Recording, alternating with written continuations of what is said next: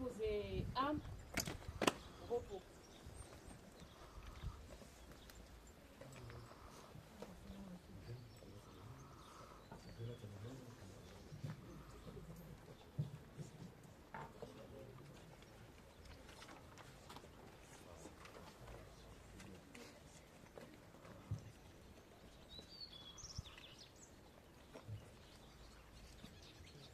Madame Plat, première adjointe représentant Monsieur le maire, lieutenant-colonel Hulaï, commandant le groupement de soutien de la base de défense Nîmes-Loudun-Larzac, adjudant-chef Moreau, adjoint au commandant de la brigade de gendarmerie de Marguerite, sergent-chef Condé du centre de secours à Marguerite, messieurs les présidents des associations des anciens combattants, Monsieur Toussaint, président de l'UNC, Monsieur Raymondi de la FNACA, Monsieur Roderol, vice-président de l'association Soyez français, mesdames et messieurs, les élus du conseil municipal, les enfants du conseil municipal des jeunes, les enfants des écoles Fournier et Dorieux, mesdames et messieurs, nous allons commencer la cérémonie commémorative de la victoire du 8 mai 1945.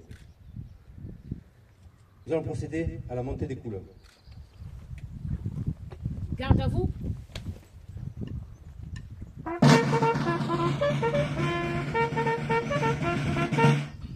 Présentez armes.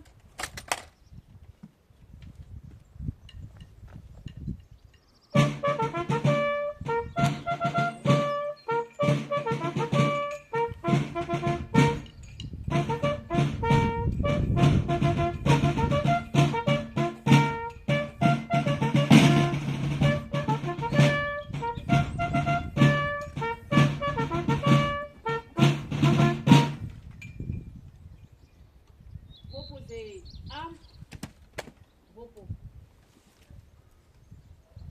Nous allons maintenant procéder à la lecture des messages. Monsieur Toussaint, président de l'association de l'Union nationale des combattants, si vous voulez bien vous approcher pour prendre la parole.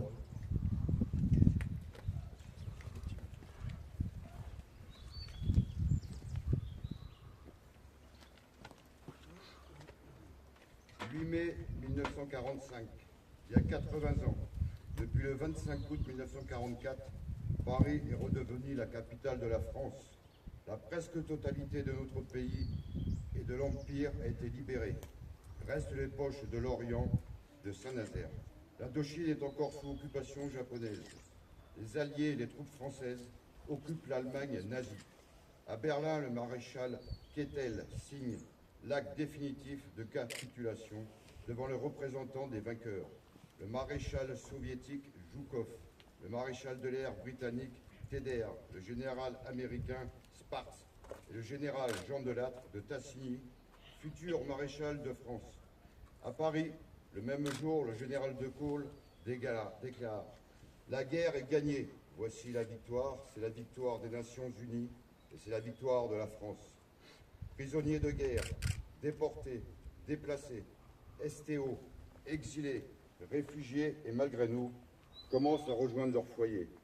L'horreur des camps de concentration et d'extermination nazis, ainsi que la Shoah, apparaît au grand jour. L'heure est au bilan et à la reconstruction. Les mémoires s'effondrent. C'était pour le pouvoir sur fond de légitime et de lutte politique. L'épuration accentue le clivage. Au niveau mondial, un nouvel ordre se met déjà en place. Saluons aujourd'hui les Françaises et les Français, héros et anonymes, et métropoles de l'Empire, qui ont souffert et donné leur vie pour la France se relève et retrouve sa gloire. N'oublions pas les soldats alliés, les forces françaises libres, les résistants et toute obédience, et les nombreux étrangers contribuaient à sa libération, pour que le pays des Lumières reprenne sa place dans le concert des nations. N'oublions pas les souffrances des familles dont les enfants et les parents ont disparu, la tourmente de la guerre. Celle des populations civiles déplacées, déportées, celle des victimes collatérales des combats, des bombardements. C'est des victimes de représailles et de multiples sévices, du fait de leur origine ou de leur couleur de peau. Mobilisons-nous, comme nous l'avons fait tout au long des mois passés, pour transmettre aux jeunes générations la mémoire de cette période douloureuse, ainsi que celle de tous ceux qui ont souffert, combattu, résisté et donné leur vie à notre pays. Ils ont été le levain de son redressement et de son renouveau. Dans le contexte actuel, restons très vigilants. Entretenons l'esprit de défense, de résilience. Soutenons nos armées. Rappelons-nous du propos de Winston Churchill en 1948, 3 ans seulement après le 8 mai 1945. Ceux qui ne parviennent pas à tirer les leçons de l'histoire sont condamnés à la répéter. Vive la France, vive nos armées. Général de corps aérien Hervé Longuet, président national de l'UNC. Merci, M. Toussaint. Monsieur Rebérol, vice-président de l'association Le Souvenir Français, si vous voulez bien vous approcher pour prendre la parole.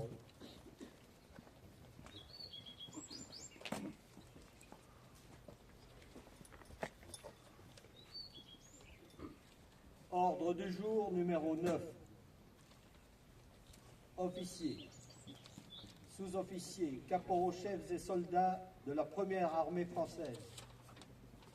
Le jour de la victoire est arrivé. À Berlin, j'ai la fierté de signer au nom de la France, en votre nom, l'acte solennel de la capitulation de l'Allemagne. Digne de la confiance de notre chef suprême, le général de Gaulle, libérateur de notre pays, vous avez, par vos efforts, votre ferveur, votre héroïsme, rendu à la patrie son rang et sa grandeur. Fraternellement unis aux soldats de la résistance, côte à côte avec nos camarades alliés, vous avez taillé en pièces l'ennemi partout où vous l'avez rencontré. Vos drapeaux flottent au cœur de l'Allemagne. Vos victoires marquent les étapes de la résurrection française. De toute mon âme, je vous dis ma gratitude. Vous avez droit à la fierté de vous-même comme à celle de vos exploits. Gardons pieusement la mémoire de nos morts. Généreux compagnons tombés au champ d'honneur, ils ont rejoint dans le sacrifice et la gloire pour la rédemption de la France, nos fusillés et nos martyrs. Célébrons notre victoire. Victoire de mai, victoire radieuse de printemps qui redonne à la France la jeunesse, la force et l'espoir. Soldats vainqueurs, vos enfants apprendront la nouvelle épopée que vous doit la patrie. Berlin, le 9 mai 1945, le général d'armée Delattre de Tassigny, commandant en chef de la première armée française. Merci.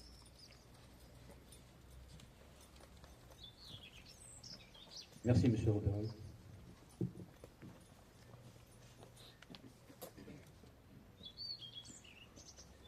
Je vais procéder à la lecture du message de M. Sébastien Lecornu, ministre des Armées, et de Mme Patricia Miralles, ministre déléguée auprès du ministre des Armées, chargée de la mémoire et des anciens combattants. Garde à vous.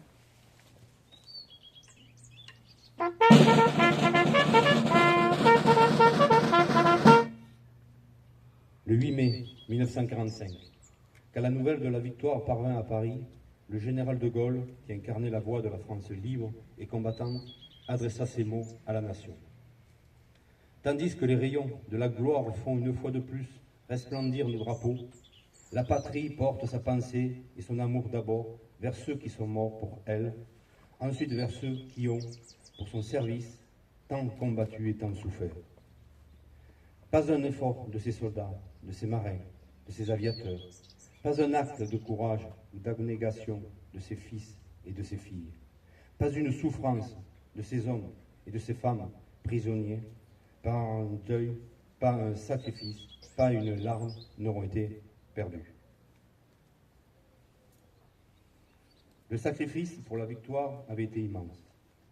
Aux soldats morts, blessés, prisonniers, aux résistants foudroyés ou torturés, s'ajoutaient les civils assassinés et déportés, en particulier les Juifs morts dans la Shoah, ainsi que les champs de ruines laissés par les durs combats de la libération. La France était meurtrie, mais un peuple entier avait survécu à l'une des pires épreuves de son histoire grâce au soutien de ses alliés. Le 8 mai 1945, à l'heure de la capitulation allemande, qui allait bientôt être celle de la découverte de l'ampleur des crimes nazis, l'heure était aussi déjà à la reconstruction, pour que jamais ne se reproduisent les erreurs de 1940 et pour que la France renoue avec sa grandeur. C'est dans l'épreuve que se forge une grande nation. Et le 8 mai 1945, la France décidait de se choisir un grand destin. Dans l'effervescence de la victoire, et pour faire écho aux immenses sacrifices consentis pendant les années de guerre, les Françaises et les Français reprenaient confiance en eux-mêmes. Ils choisissaient de redonner au pays son indépendance, sa puissance et sa prospérité, dans un monde où tous les équilibres se redessinaient autour de deux grandes puissances.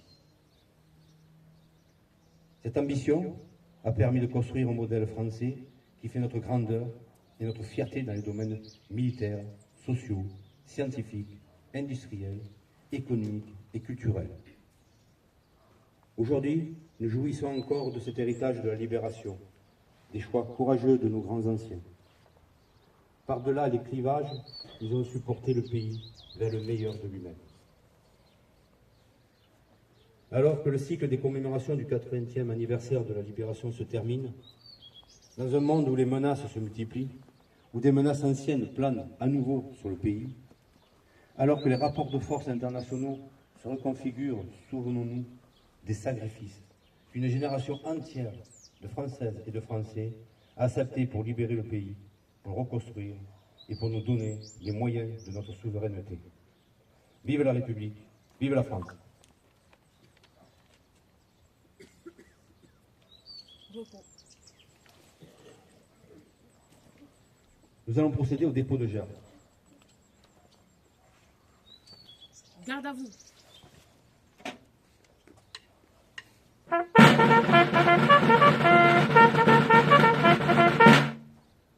Monsieur Toussaint et Monsieur Magie de l'Union nationale des combattants, si vous voulez bien vous avancer.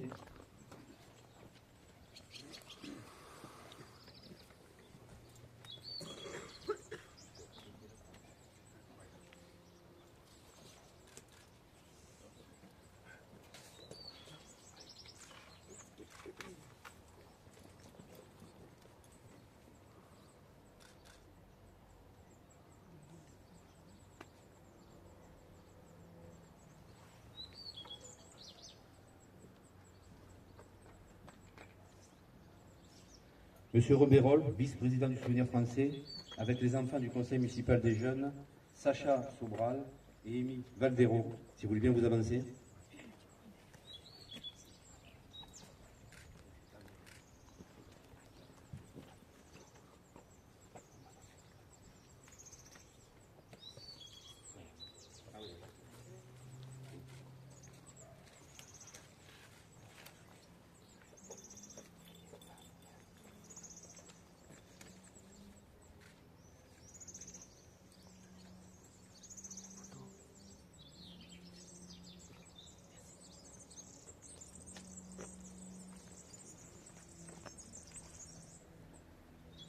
Madame Plat, lieutenant-colonel Oudaï, si vous voulez bien vous avancer.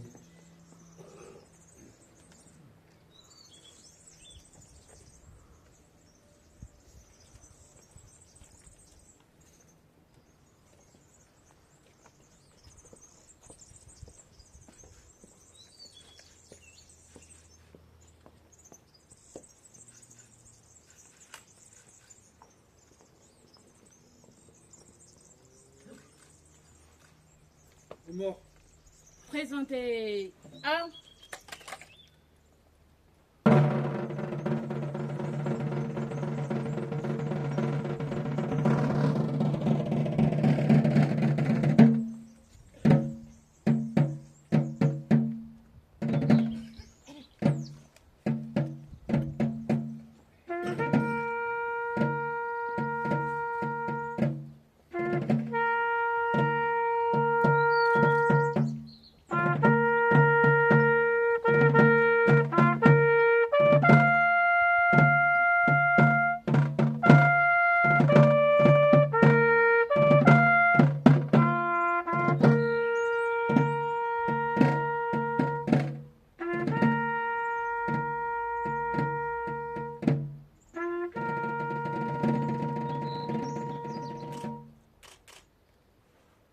Minute de silence suivie de la Marseillaise.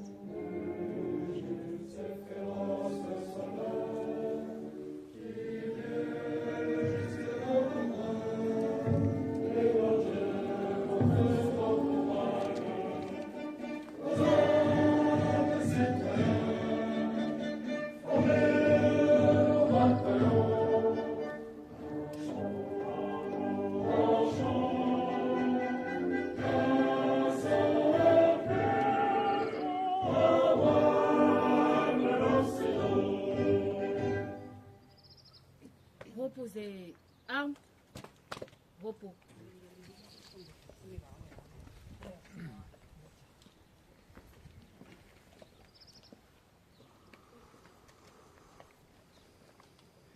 J'ai demandé à Marion de nous interpréter le chant des partisans qui était écrit en 1943. Marion, si tu veux bien.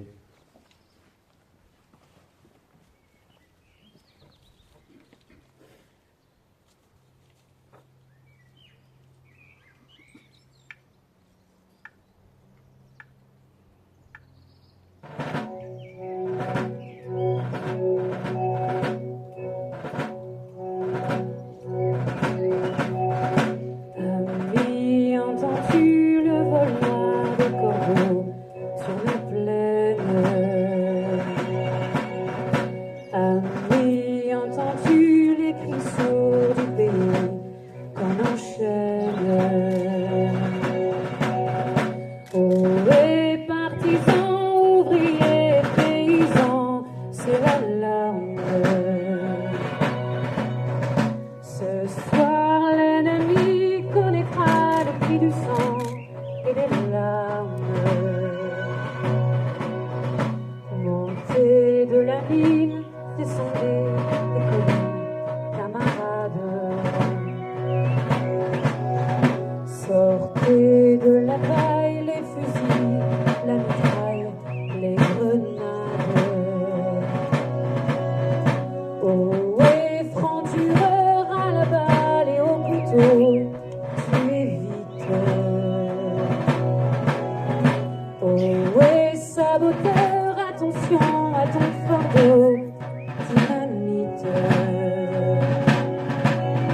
C'est nous qui brisons les barreaux des prisons pour nos frères. La haine à nos trous, c'est la faim qui nous pousse la misère. Il y a des pays où les gens au creux des lits font des rêves. Ici, nous vois-tu, nous on marche et nous on tue, nous on crève. Ici, chassons ce qu'il fait, ce qu'il veut, ce qu'il fait, quand il passe.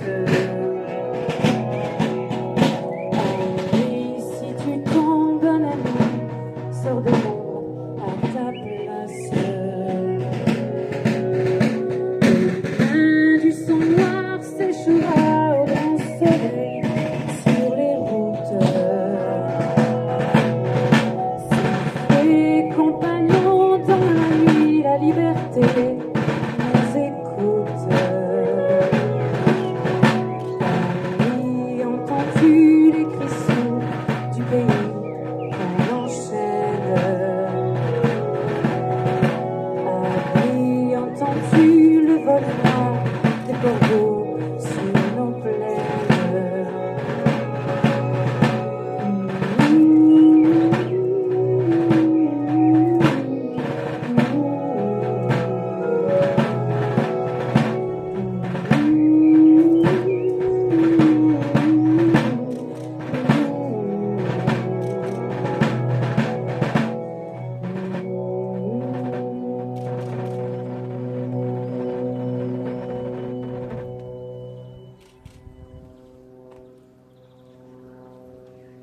Merci Marion, merci Stéphane. Même plan, lieutenant-colonel Oudaille, adjudant-chef Moreau, sergent-chef Condé, messieurs les présidents des associations ou leurs représentants, mesdames, messieurs, si vous voulez faire donc le remerciement au porte-drapeau.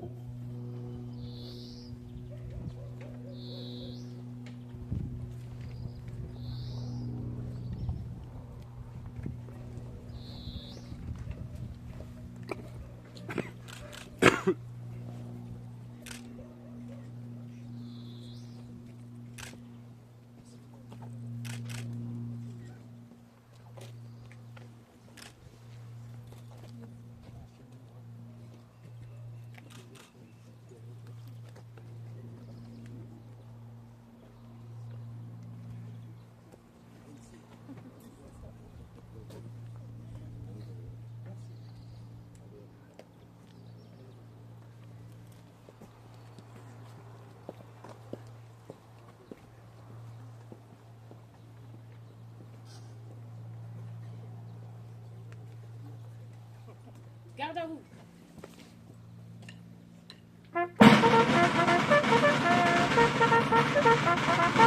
Présentez armes.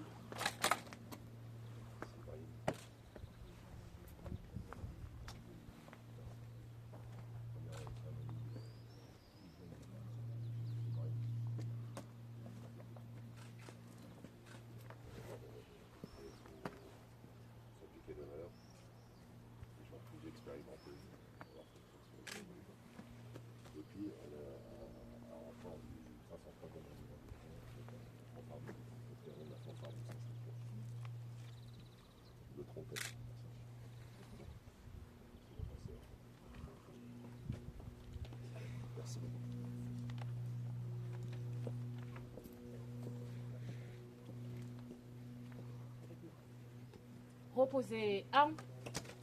Repos. Madame Plat, lieutenant-colonel Daille, adjudant-chef Moreau, sergent-chef Condé, messieurs les présidents des associations et leurs représentants, mesdames et messieurs les élus, mesdames et messieurs, la cérémonie ce 8 mai se termine. Lieutenant-colonel Daille, commandant le groupement de soutien de la base de défense Nîmes-Laudun-Larzac, adjudant-chef Moreau de la brigade de gendarmerie de Marguerite, sergent-chef Condé du centre des secours à Marguerite, je vous remercie de votre présence. Merci également à messieurs les présidents des différentes associations des anciens combattants et tout spécialement à monsieur Santos qui, à 100 ans, a tenu à être présent, méritant ainsi notre respect. Merci à madame et messieurs les porte-drapeaux, aux élus, aux militaires et sapeurs-pompiers, à vous, mesdames et messieurs. Un remerciement tout particulier au capitaine Nadeau, qui pendant plusieurs années m'a épaulé, donné de précieux conseils. Sa dernière cérémonie à Manduel, mon capitaine, merci encore pour votre aide si précieuse. Et toujours dans l'ombre derrière.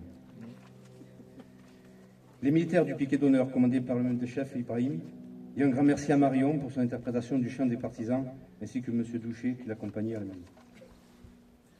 Merci de votre présence, mesdames Palazzi et Sambla, de l'école primaire Fournier et aux enfants du conseil municipal des jeunes.